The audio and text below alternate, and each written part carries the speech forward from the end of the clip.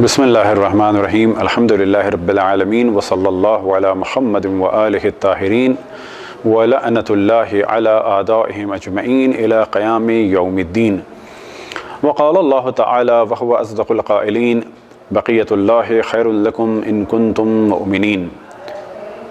موضوع گفتگو نوروز۔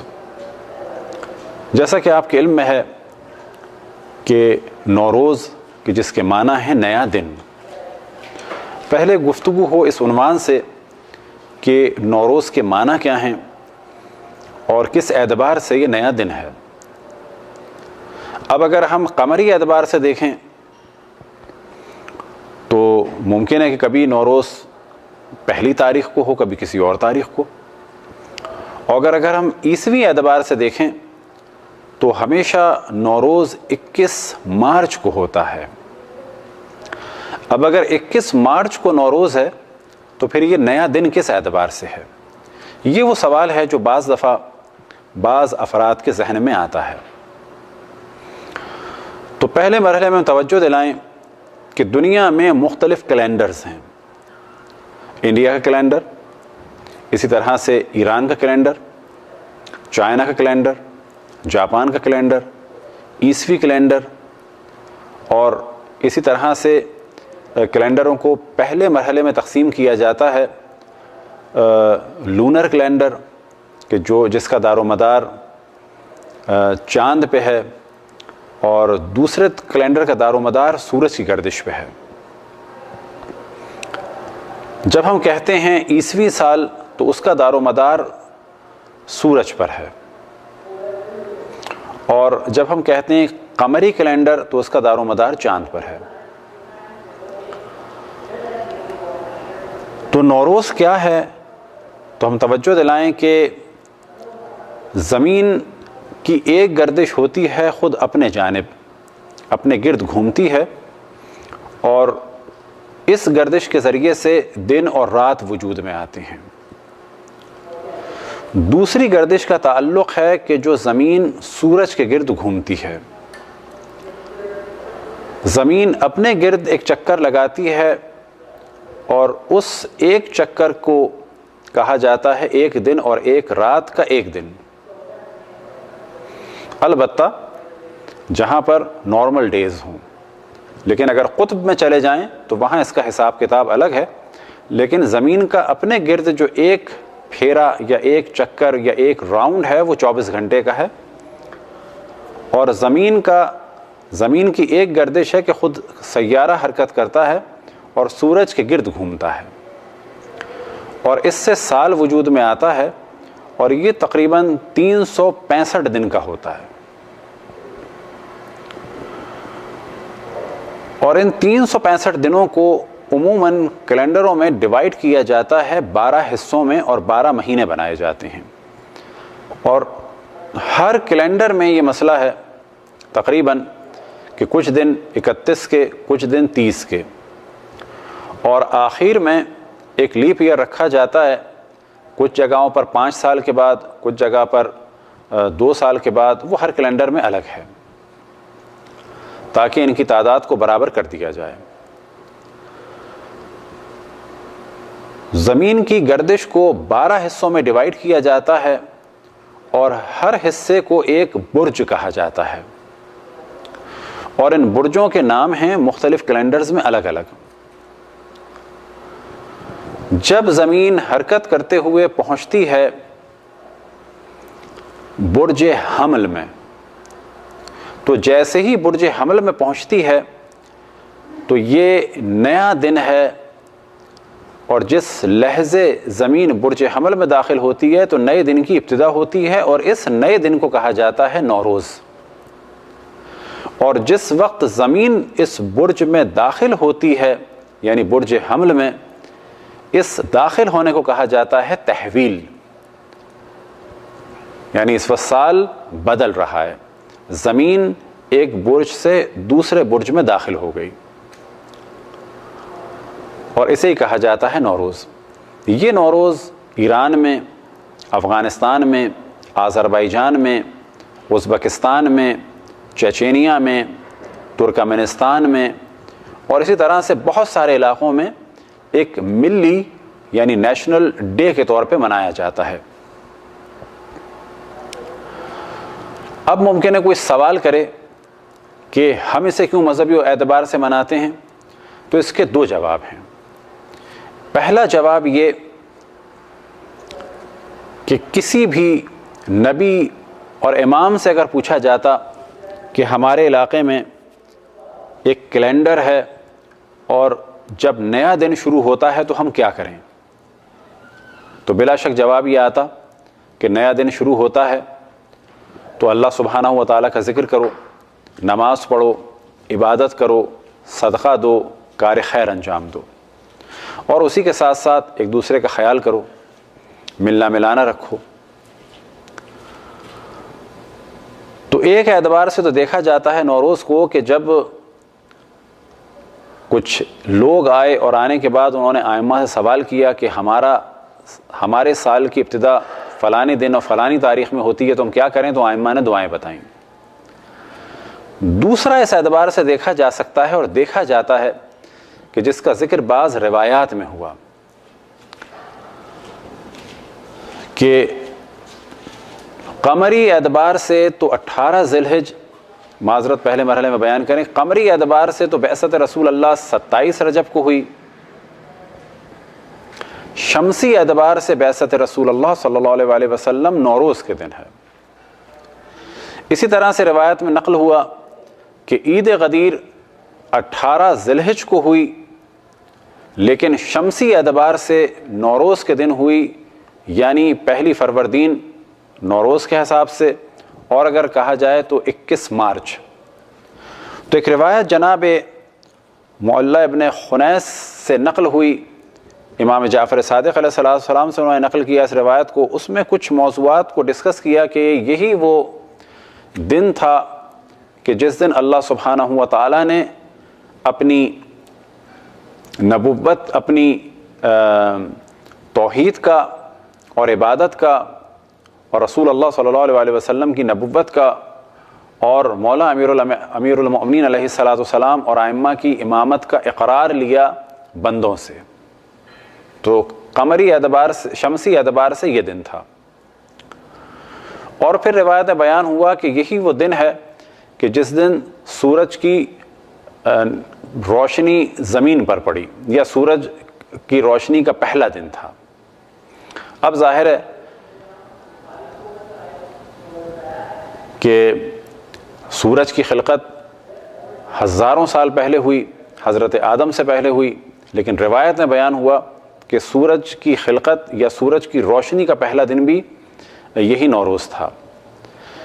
اسی طرح سے جس دن ہوائیں چلیں، اور روایت میں بیان ہوا کہ وہ ہوائیں کہ جن کے ذریعے سے فصل اگتی ہے اور بہار آتی ہے، تو یہ ہوائیں بھی اسی دن چلیں۔ اسی طرح سے جناب نوح کی کشتی بھی اسی دن کوہ جودی پہ آ کے رکی، اور اسی دن رسول اللہ صلی اللہ علیہ وآلہ وسلم نے مولا امیر المؤمنین علیہ السلام سے بتوں کو توڑوایا، اور اسی دن رسول اللہ صلی اللہ علیہ وآلہ وسلم نے اس وادی میں قدم رکھا کہ جہاں پر جن تھے اور جنہوں نے آپ کی بیعت کی۔ اور اسی دن کے بارے میں روایت میں نقل ہوا کہ ظہور امام زمان علیہ السلام بھی اسی دن ہوگا، اور بعض جگہ بیان ہوا کہ دجال کو بھی امام زمان علیہ السلام اسی دن قتل کریں گے۔ البتہ دجال کے قتل کے لیے دو جگہوں کا ذکر ہوا روایات میں، ایک ہوا ہے کوفے میں کہ کوفے میں قتل کریں گے، اور روایتوں میں ایک جگہ نقل ہوا ہے کہ امام زمان علیہ السلام دجال کو باب لد پہ قتل کریں گے کہ جو فلسطین میں ہے، اور اس وقت یہ لد کا علاقہ اسرائیل کے ہاتھ میں ہے۔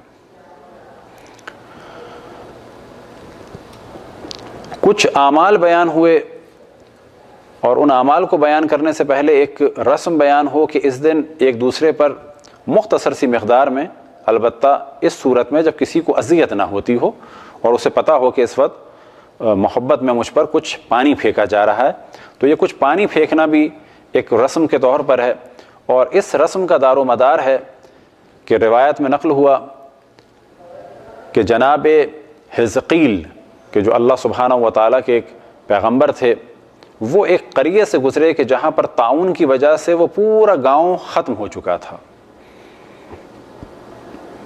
جب جناب حزقیل اس قریے سے گزرے تو آپ نے اللہ سبحانہ و تعالیٰ سے راز و نیاز کیا اور فرمایا کہ انہیں تو کیسے زندہ کرے گا، میں دیکھنا چاہتا ہوں۔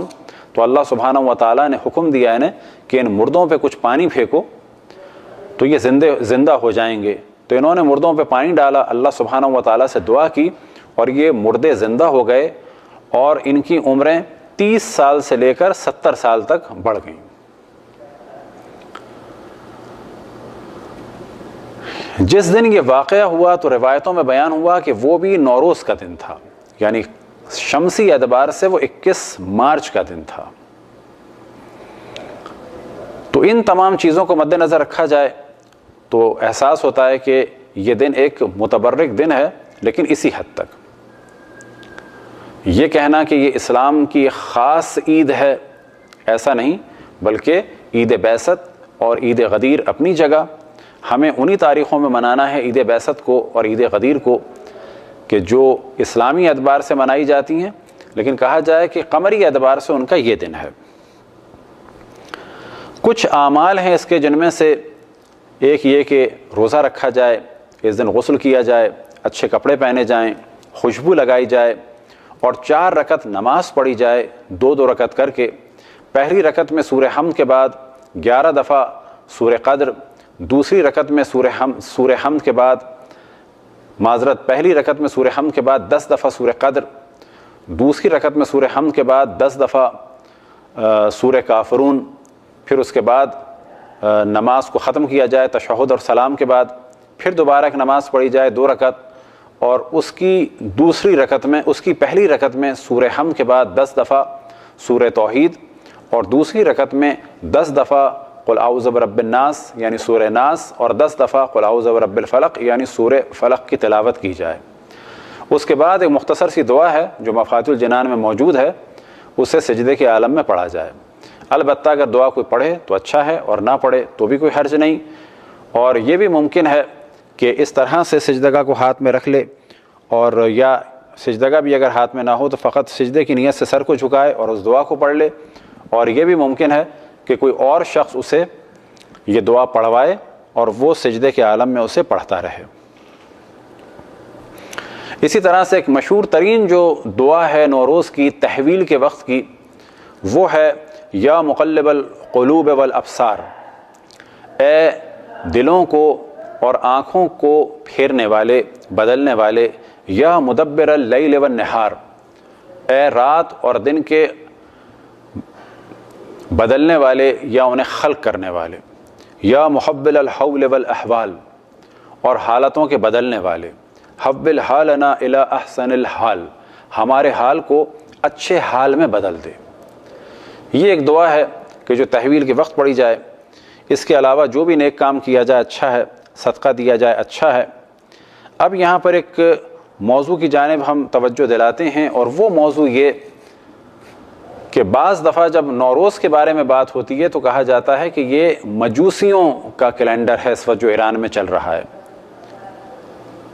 لیکن یاد رکھیں کہ اس وقت تمام دنیا میں عبادت کے لیے قمری کیلنڈر چل رہا ہے مسلم ورلڈ میں، اور آفیشیل کاموں کے لیے عیسوی کیلنڈر چل رہا ہے، اور ایران اس وقت کہا جا سکتا ہے کہ ایک واحد ملک ہے کہ جہاں پر عبادت کے لیے قمری کیلنڈر چل رہا ہے کہ جو محرم سے شروع ہوتا ہے، اور آفیشیل کاموں کے لیے جو قمری کیلنڈر چل رہا ہے وہ مجوسی کیلنڈر نہیں ہے، وہ در حقیقت ہجری شمسی کیلنڈر ہے۔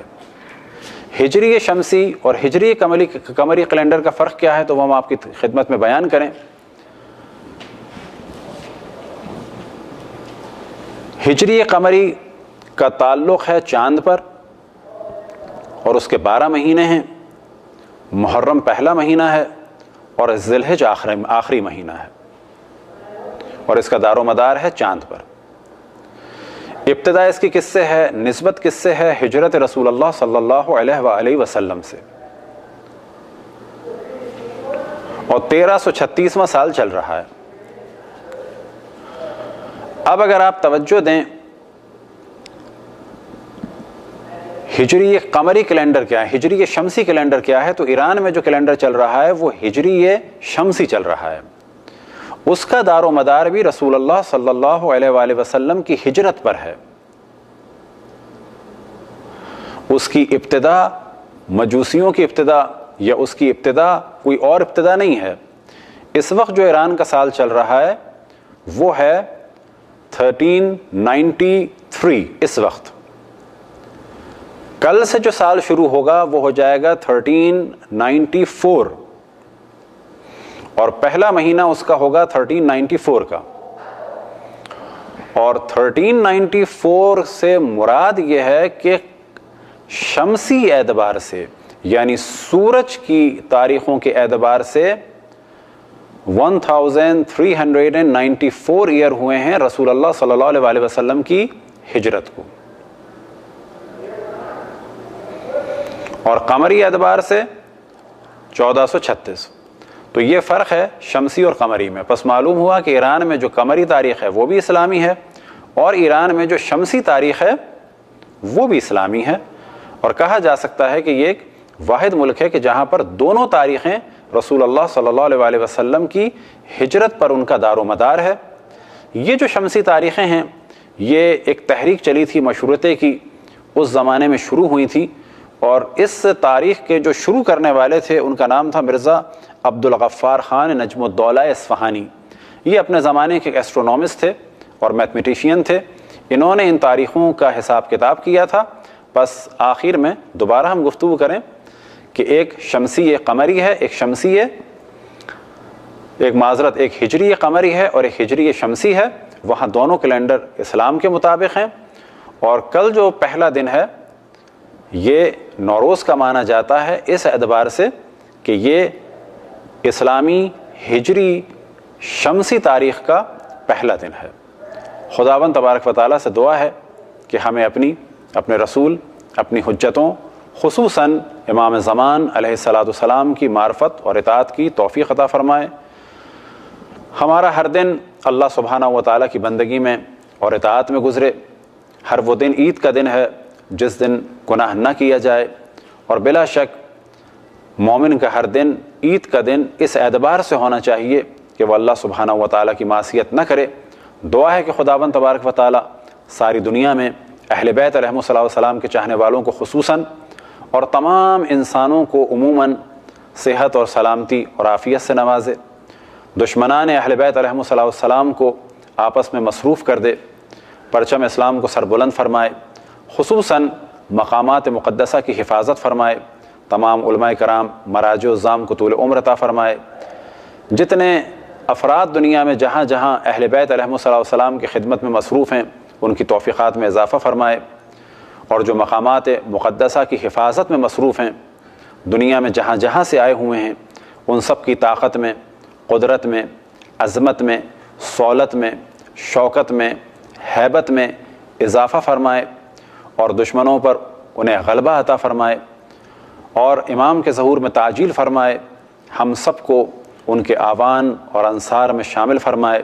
وصلی اللہ علی محمد وآلہ الطاہرین. برحمتک یا ارحم الراحمین وصلی اللہ علی محمد وآلہ الطاہرین.